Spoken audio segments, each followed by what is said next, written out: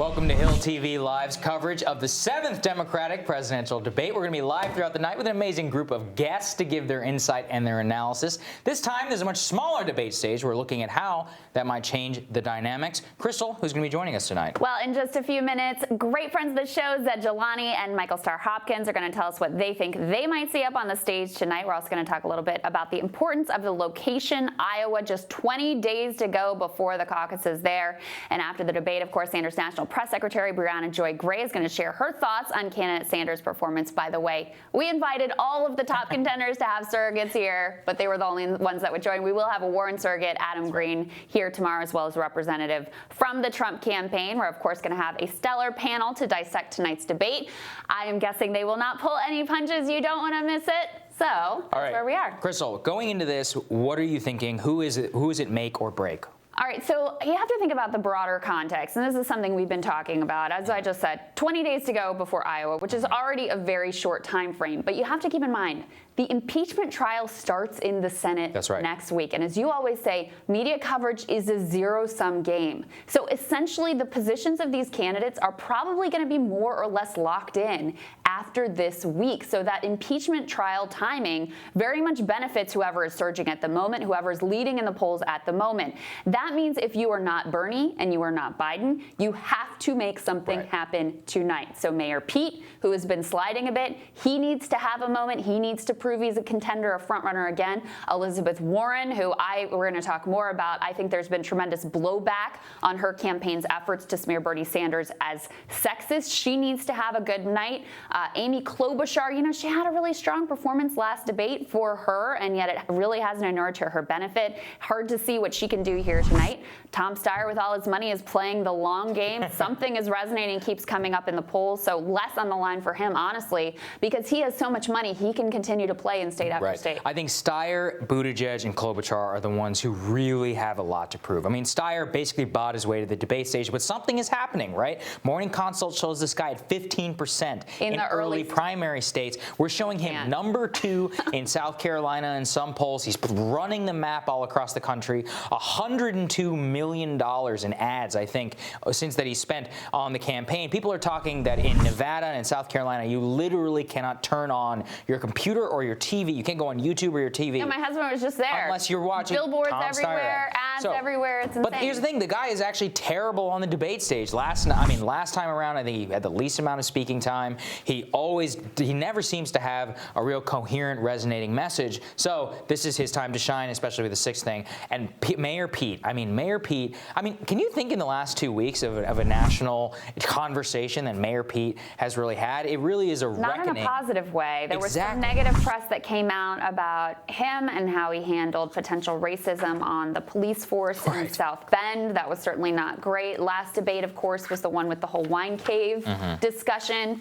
And since then, it seems like there hasn't been a whole lot of polling because, frankly, news organizations have been spending more money and time on impeachment than on polling these early states. But it seems like he's fallen off. It does not seem like he is in that place where he was, building momentum, continuing to gain ground. So, if he's quiet tonight, I don't think that's good enough for him. No, and Amy Klobuchar is the same deal, where she's had a lot of speaking time in that last debate. She raised, I think, $11 million. She has barely the 5% threshold because of Iowa. But I don't think there's anything she can really do. I say it's make or break for her, but she could get just as much speaking time as she could had. She could try and contrast, the same way. She's just not seeing any sort of bump. You see right there, she's got 3.2% in the Real Clear Politics average. And as we've discussed, in Iowa, you have to hit a 15% threshold in every precinct or in a precinct in order to remain viable, or you don't get any actual votes. It's very hard to see that happening for Amy Klobuchar right now. I think the voters have basically already rendered their judgment there. Her platform is essentially indistinguishable from Joe Biden, and they prefer Joe Biden. There's no one that the media and the pundits have wanted to make happen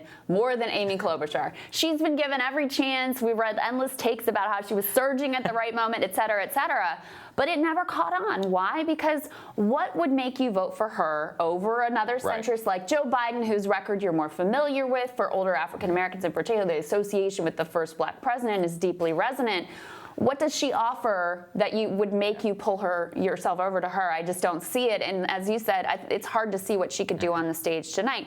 Now, Tom Steyer, to go back to him, look, it's time for these moderators to start treating him like a real contender and asking him real questions. And there are real questions to be asked. He claims to be running because of climate change. His plan is not as ambitious as Sanders or Warren. Sanders just earned the endorsement of the Sunrise Movement, obviously because of his ambitious plans on climate change. At the same time, Steyer wouldn't say whether he still had financial interest in coal. So, I mean, these are the sorts of things, if you're going to be a front runner, you need to get asked about, you need to be pressed on, and we need to understand what you're all about and what you actually would bring to the table as a president. I think there is a sort of allure all of us have beaten into us from the time that we're little kids, that like the rich are superior and they're born leaders, and these are the people we should be looking to for leadership. So when you see him and it's just like businessman, we don't get into the messy details about how he made that money and whether those skills really are applicable to the presidency. Yeah, and then the final thing here is Joe Biden. We're going to get into Bernie and Warren with some of these amazing panelists, but Joe Biden is the man to beat tonight. We have got to see, I mean, Bernie Sanders has been telegraphing all week the map that he wants to run tonight, which is smack Biden on Iraq, smack Biden on Social Security. There was an op-ed. Sanders tweeted about 45 minutes talking about how Biden did want to cut Social Security whenever he was a United States Senator. Absolutely is going to be a big preview. I mean, really what it comes down to is we're seeing this total narrowing of the race. Biden and Bernie, both of them are the only ones realistically who could be able to put up a real diverse coalition if they were to win the Democratic nomination. So it comes down to Bernie has got to contrast that electability argument. He needs to point to Joe Biden's Social Security record, the Iraq War record, 40 years of foreign policy, neoliberalism, voting for PNTR with China, NAFTA, all these other different things that he ran on, and say this man is fundamentally unelectable against Donald Trump, and only I am the person to beat him. It's a very difficult case to make because he's punching up, and Biden has actually been surprisingly decent at parrying some of these attacks, mostly because the moderators won't actually press him on it. So we'll see if Bernie's actually willing to twist the knife. Yeah, but Sanders has to be willing to prosecute that case. You can't rely on the moderators, right? I mean, they're not going to do your work for you. So you're right. He's got to press the case, and he's got to force a mistake. That's the other piece. He's got to get Joe off balance enough that he forces a mistake. I also want to say, before we bring in our panelists here, that I'm sorry to not have Andrew Yang's voice on the stage. And Tulsi Gabbard. And I'm also sorry to not have Tulsi Gabbard's voice on the stage, especially at a time when we have heightened tensions overseas. She has a very clear, whatever you think of her, whether you agree with her or not, she has a very clear and very distinct message on how the U.S. should be conducting themselves overseas. And so her voice is missed tonight. And Andrew Yang, look, I think he's a casualty of impeachment obsession. Truly. All the media coverage that went to impeachment, all the polling that could have gone out, and instead the money was spent on impeachment, that's the reason why he's not on the stage tonight. And again, whether you agree with the policy or not, the fact that he has focused his campaign around the sort of core rot in most of the country, and that voice won't be up on the stage, to me it's a massive loss, and there will be a lot less ideological diversity up there tonight. I couldn't agree more. But joining us now, they're two friends of the show, Democratic strategist Michael Starr Hopkins and journalist Zed Jelani. Thanks so much for you guys being here. Thanks for having us. Welcome. All right, so I mean, your instant takes here, Zed. I know that you've been really diving into this Bernie and Warren feud, as well as kind of the Biden past record. What does Bernie Sanders need to do tonight, and do you think that he will actually be able to prosecute that case against Biden? Well, I think prosecuting the case is what his campaign has been telegraphing all week. They had that op-ed in South Carolina by Nina Turner. They've been talking about his Iraq record, his Social Security record. And I think that's really what they wanted to go into this doing. However, it got derailed by the fact that Warren's campaign sort of declared war on him, basically leaked a bunch of things to our nation's largest press outlets, kind of derailed him into having to defend himself against a charge of sexism. So he basically has to do both things. One, CNN was the outlet that originally got the sexism story. I think they're going to press Bernie and Warren on it. Sanders has to do... Which is no accident, by the way. I mean, sure. Good point. I think what Sanders has to do with that, honestly, is he has to do two things. One, he has to strongly deny it. Yes. And second, he has to question Elizabeth Warren's credibility. He has to say something to the extent of, I know that you trust me to be honest and trustworthy. I can't speak for the other candidates. Not directly attack her in a way that will look mean or hostile or alienate potential supporters, but also make that difference clear that this is somebody who's had many questions about their past race, who has kind of a history of embellishing certain parts of her resume and her record. He needs to do that and then quickly pivot back into fighting with the front runner, Joe Biden, because I think that's really where his campaign wants to be. And, with Warren, this is someone who could be out of the race in 2 months, whereas Biden's going to go the distance. I mean, almost everyone expects that. But if he can knock Biden out in those first 3 states, I think Sanders is a real contender to win this. Yeah, I mean, it's a tough spot he's in because, look, the way these campaigns unfold, you don't always get to pick how things land, what you have to deal with, et cetera, et cetera. But it is a tough line for him to walk with Elizabeth Warren. On the one hand, you can't just let it stand. No. You have to look strong, as much as Democratic primary voters like to pretend like they don't like these ugly fights, et cetera. They want someone who's a fighter, right? And so you have to appear strong without appearing ugly. And at the same time, you have to be able to pivot to the argument that you actually want to make. Yeah, they didn't want any of this Elizabeth Warren fight this week. That was not what they want at all. I know the team wants to move on from this as quickly as possible, but you have to deal with it first. So how would you handle it? Well, if I was giving advice to the Sanders campaign, I actually wouldn't have him focus on Biden right now because Warren and Sanders are sitting on a lot of the same voters. And so what he needs to do is, one, put pressure on her. And I think this is kind of a make or break moment for Elizabeth Warren because she lost her footing after Medicare for All. I think this has put her kind of on her heels because she thought this was going to be an aggressive hit, releasing the comments about sexism, whether a woman could be president. And I think it kind of backfired. Yeah. And so if I was Sanders, I would, go after Warren in a way, like you said, that kind of comes off as diplomatic, but forcing her to answer the question of whether or not her campaign released it and allowing the Sanders-Biden battle to be another day. That doesn't need to happen today. I don't know about that, though. There isn't another day. That's the thing. I mean, this is the last debate since Iowa. This is the trendsetter. And as we were saying in the opening, this is it. Impeachment. I mean, it's a zero-sum game. This is exactly the bind Warren put herself in by Warren put Bernie in and put the entire progressive movement in by going after Sanders. And that Bernie really wanted to get a handle on Biden. It's hard for him to do both things at the same time. But at the same time, if Warren were to knock a couple points off of Bernie, Biden might win Iowa, and both of them are history. Right. So, this really is a matter of Sanders having to kind of diplomatically finesse both these things at the same time. Understand that there's going to be a lot of incoming out of in this debate. We may very well see Joe Biden signal boost Elizabeth Warren, saying, "I believe Elizabeth Warren. I think you should." I think you may have a problem with. You may have a problem with the women, Bernie. It's an ironic thing coming from him, but he will. These are politicians. I think creepy Uncle Joe. These are politicians. That's how Joe said publicly the thing that Bernie is being accused of saying privately. He's like out and out about it. By the way, Elizabeth didn't seem to care about that or bring that up, or maybe she's given up on attacking Biden. Maybe she's looking for a VP slot for Biden. We don't know. These are politicians, right? Yeah. These are how they act. Speak to the irony of, Elizabeth Warren in a lot of ways cut her teeth in politics going after Biden on the bankruptcy bill. And then now that we're coming down to it, that she chooses to go nuclear on Bernie Sanders. It's wild. So I should disclose this as I helped elect Warren in 2012, and I know Bernie's campaign manager used to work for him, so I should disclose that first. But I should say this: that Warren, when she was a law professor, wrote a law review article criticizing women's groups for not going after Biden about the bankruptcy bill, for not making economic issues women's issues. And so what does Elizabeth Warren do now? She makes a charge against Bernie Sanders, which hasn't been backed up or corroborated by anybody. And can't be.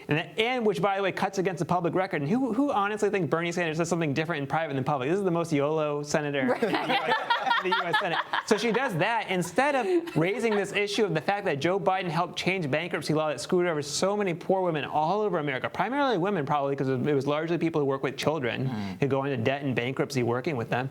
And she hasn't touched Biden on the issue in the entire year of campaigning. Instead, she goes after Sanders.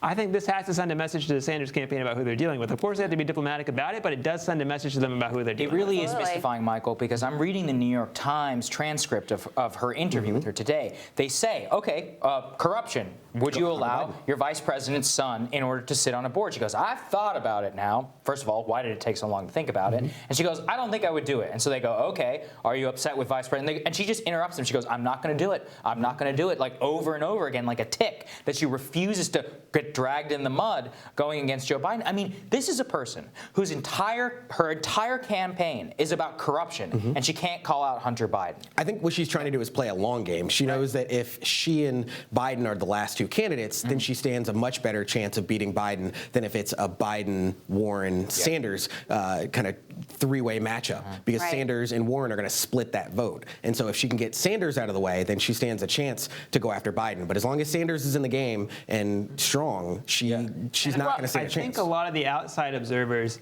they think Sanders and Warren are in a formal alliance. I mean, they may have some ideological overlap, but if you, I mean, I'm sure if you look at political science research, you won't find any less conflict between people who have similar ideologies than less. I mean, they're both running for one spot, right? Right. And the reality is Warren is a very ambitious person, and for good reason. She went from a middle-class Oklahoman person to an elite Harvard professor to a U.S. Senate to a leading presidential contender. She wants to win the presidency, right? She doesn't. If it means throwing Bernie underboard to get that spot, she was willing to do it. And I'm just not so sure the Sanders people have the same killer instinct mentality. I agree with you. Exactly. And that mentality could be the difference between Warren winning or Sanders winning or Biden winning. Yeah, I mean, that's part of what we're going to see tonight, Michael, because the Sanders camp has been signaling in every way that they can that they are coming for blood tonight. They are going after Joe Biden. It's on. It's happening. But, you know, when you get up there on that stage and he's standing there right there next to you, it can feel different. It can be a lot harder to execute in person than you think when you're in the strategy room with your team gaming this all out. Yeah, I mean, I think it's a little bit of a head fake. We saw the video that was released today. I think probably the Biden campaign leaked, where Sanders is talking about we should overthrow Saddam as kind of a pushback for Iraq. You know, it's definitely it was completely taken out of context. Absolutely. But I think that was kind of a show by the Biden campaign of like, this is what our response is going to be. Yeah. And so what I think you're going to see is the moderators trying to push Sanders to go after Biden and push Sanders to go after Warren. And he's going to have to make a choice because the electorate hasn't rewarded candidates who've gone after people, and they have to do it in a way that's very measured. We'll see. So, I mean, the main thing missing from this conversation is Biden. What does Biden have to do tonight, Zed? So, like, what does survival look like on? Here's the thing that mystifies me. How do you defend the Iraq War? I really do think it is indefensible, other than saying I'm sorry, and he's not going to do that. So, how do you think he'll be able to finesse, even if Bernie's prosecuting that case against him very effectively? Well, look, I think he's going to lean heavily on kind of institutional nostalgia. He's going to say, look, yeah, I made a vote for that war. I was wrong, but President Barack Obama still made me his vice president. And I stood there with him for 8 years, supported him facing down Putin, facing down Xi, et cetera, et cetera. He's going to keep pivoting back to that over and over. And it's really a challenge for Sanders to bring back the reality that he supported the war for over 3 years. It wasn't just a matter of him being fooled. He really thought it was a good idea. He thought Saddam Hussein had to go. There had to be U.S. troops there. And, you know, this is really, I mean, I think that Biden doesn't really care about what's happening with Warren. I think he's very happy that she did what she did. Her support base, I think she has something like 8 or 9% Black and Latino votes. That's nothing. It's pitiful, right? Her campaign got very triggered by a volunteer script in Iowa, where Bernie's volunteer apparently pointed this out to people that her support base is very upper income and educated, which is just a reality. And those are not smears. Most people want to be upper income and educated. That's like an American aspiration. But anyway, if I were Biden, I would just ignore Warren. Warren is not a threat to him. I would go after Bernie. I would raise the Iraq thing as misleading as it is. I do think it's a matter of pushback, and if Bernie can't finesse the truth here and actually get to the heart of the matter, I think Biden can actually win that round. What is the Biden? What is the most effective attack on Biden? Because the Sanders people have telegraphed a bunch of stuff. I mean, the Iraq War piece has certainly been central. They've also, Nina Turner made the case on race. I think that's a harder case for Bernie to make, just, on a substantive level. I think also they've been really trying to play up his comments over many years about cutting Social Security, which, by the way, is a really bad thing to have hanging out there going into a general election. Trump, disingenuous as he is going to use every bit of that. And nothing is more important to the economic well-being of seniors than Social Security. So it's a valid concern. Which of these things do you think you would push hardest on? Which do you think lands best? So the thing that I would push hardest on is his record, the totality of his record and the amount of ammo you're giving Republicans. The hard part is it's hard for Sanders to do that because he has his own record too. He's been in politics for so long that you end up creating the same kind of argument that Sanders has a large record, that he has a lot of ammo that he's giving. It's not about the size of the record. It's about the content of the record. But we all know that Republicans are going to twist whatever, whether it's Sanders or whether it's Biden. I actually think that it doesn't really matter what policies other candidates talk about in terms of Biden. I think as long as he literally does not fall on his face, as long as he physically survives the debate, that everything is baked in. People are voting for him not because they agree with his policy. I think they think he can that beat is Trump. a really good point, because I think when Kamala Harris did actually have a few weeks where she was kind of besting Biden in debates, it wasn't about the substance of the actual issue. I mean, she and Biden actually essentially agreed that they wouldn't mandate busing nationally. But she was schooling him in that debate. He was barely able to respond. And that's the kind of command, the emotional level of command that Sanders has to have in that debate, whether he's fighting with Joe, whether he ends up having a fight with Warren, which I think they're going to try to avoid. But if he has to, he has to. He can't look weak in the face of that. Or whether he has it with Amy or Tom or Pete. He has to show command on that stage that he's presidential, that all these people are going at him and he's standing there spotless. Well, let me ask you this question. This is kind of the counter take. We're so used to treating Bernie as the insurgent, as the underdog, et cetera. But if I'm not mistaken, the Real Clear Politics average has him first in Iowa and first in New Hampshire, or I know first in New Hampshire. I think it's very close in Iowa. If voting started today, it is my belief that if he goes in tied in Iowa, he'll probably win, because his coalition is usually undersampled in polling. He usually does outperform the polls. So does he actually need to make something happen tonight, or is he sitting in a pretty good position right now? I think there should be a little fear about him peaking early. I mean, we have a couple weeks before. There's going to be a lot of distraction going on with impeachment. But if I'm Sanders, I like where I'm at, because also, as you were alluding to earlier, that 15% threshold is going to help Sanders. A lot of these candidates who are talking about Iowa right now aren't going to be viable. And so when it comes to viability, it's going to be Sanders, it's going to be Warren, it's going to be Biden, and it's going to be hard for anyone else to really get any delegates because of that 15% threshold. Yeah, final thoughts, Ed. We're told the candidates are walking out on the stage. Well, look, here's the reality. I think I talk to people in a lot of presidential campaigns. I have a lot of friends in politics. I think people were not taking Bernie seriously until maybe a week ago. Yeah. That's right. He has to survive 3 weeks of intense opposition research. And I think they have to do better than they've been doing so far. They wait 24 hours before responding to things. Usually it's my former boss, Faz, responding to things instead of any of their comm staff. It takes a level of discipline to withstand 5 or 6 Democratic Party elites coming at you. And I think that's what we're going to see over the next 3 weeks, whether or not Sanders can do that. I will say 2 things. Number one, I thought they actually handled this nasty hit from the Warren camp well. They were aggressive to start with and sent a lot of people out to make the case. They called it a lie. They called it a lie, which that's how you have to do it. And number 2, yes, the establishment is going to throw everything they can at him now that they actually believe he can win. But guess what? With impeachment, it's going to be harder to get people's attention. So that works against them as well. But point well taken that you should definitely not take anything for granted with 20 days still to go. Gentlemen, thank you so much. Appreciate you both. We're going to see you both in the after show. Indeed. Let's do this. All right, we're excited to see where this all goes. Indeed, we will be back right after the debate for plenty of analysis with our superstar panel. Of course, Ed and Michael are going to be back, and we're going to have Senator Sanders' National Press Secretary right here in studio so we can ask her some of these questions we've been floating. You don't want to miss it. Now go watch the debate and come join us afterwards. Enjoy, guys.